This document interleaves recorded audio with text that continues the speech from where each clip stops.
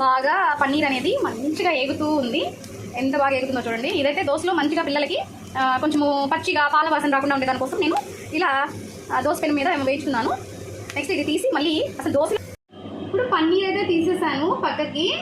ఇప్పుడు వచ్చేసి దోశ పిండి వేసాను. దీని మీద లైట్గా క్యారెట్ వేస్తున్నాను.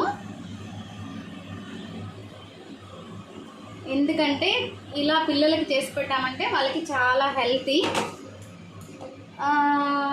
ఇప్పుడు వచ్చేసి కొంచెం టమోటాలు వేస్తున్నాను.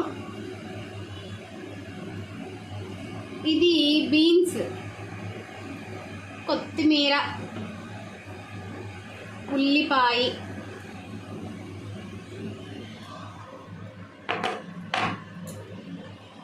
Cabbage slices.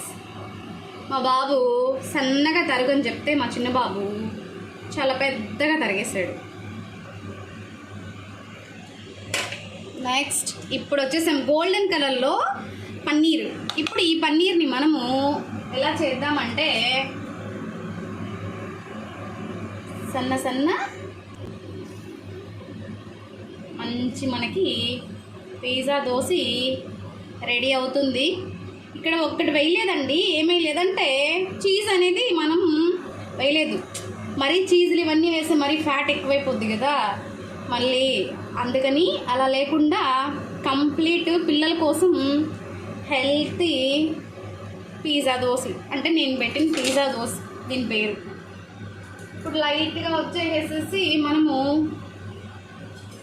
ఆయిల్ అంటే కొంచెం ఆయిల్ కానీ నెయ్యి కానీ వేసుకున్నామంటే సరిపోతుంది.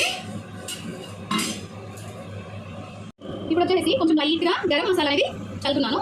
చాలా లైట్గా అండి, ఎందుకంటే మనకి ఇది వెజిటేబుల్స్ ఎక్కువ తగలాలి. లైట్గా గరం మసాలా అనేది బాగా చల్లాను. ఇప్పుడు వేసే పొడి వచ్చేసి మా ఫ్రెండు లక్ష్మి అని, తను మొన్న వచ్చేసి బిస్మిల్లాబాద్ కోసం తయారు చేసింది.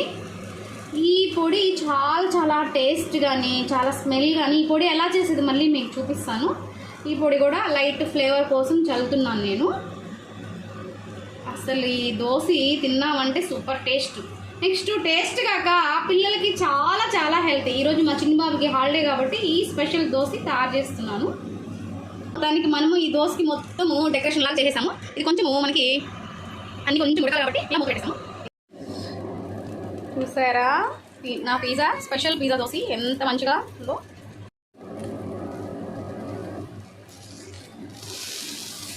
ఫైనల్గా నా స్పెషల్ దోశ రెడీ అయిపోయింది. పల్లీల చట్నీ మంచిగా, 2 హెల్తీ మంచి మంచి దోశలు అండి. సో మీరు అందరూ కూడా ఇలాగే చేసుకొని పిల్లలకి పెట్టండి. చాలా చాలా హెల్తీ, వాళ్ళకి ప్రోటీన్ కానీ అంతా కూడా అందుతుంది. అస్సలు మిస్ చేయొద్దు. సూపర్ స్పెషల్ ఇది హేమా దోశ.